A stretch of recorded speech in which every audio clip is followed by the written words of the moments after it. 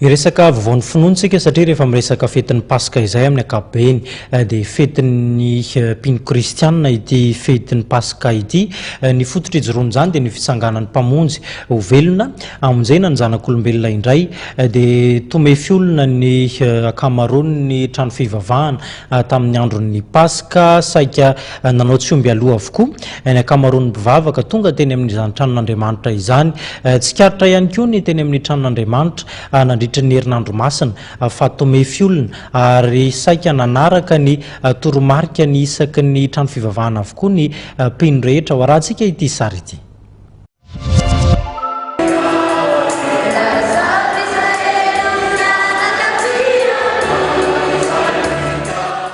Fenipoka avokoa ny fiangonana rehetra omaly alahady voalohan'ny volana aprily nanamarihana ny fetin'ny Paska nitsanganan'ny tompo tamin'ny maty 3 andro taoriny namonoana azy teo amin'ny azo fijaliany.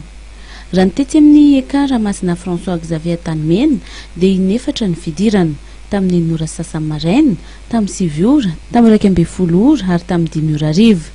Tamin'ny fidirana voalohany dia nahatratra 7 arivo ireo mpino tonga nanome voninahitra an'Andriamanitra tamin'ny famonjena lehibe nataony sy ny fahagagana izay nataony dia ny fitsanganany tamin'ny maty. Noho ny tonga kosa Piera nanarakaraka azy dia niditra tao amin'ny pasana ka nahitany lamba mipetraka teo sy ny lamba nasarona ny lohany sy niara-mipetraka tamin'ny lamba fa ny valona nitokana tery. Indro ihany koa ny fidirana tetsy amin'ny FJKM katedraly Analakely nentina nanamarihana ity andro sarobidy ho an'ny kristianina ity.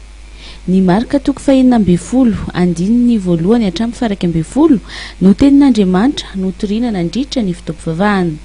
Nahatratra 3 arivo ny mpino ny teran'Andriamanitra tamin'ity fitaovam-pivavahana fidirana voalohany ity. Ny Paska moa dia fotoana nanehoan'Andriamanitra ny fitiavan'ny zanak'olombelona.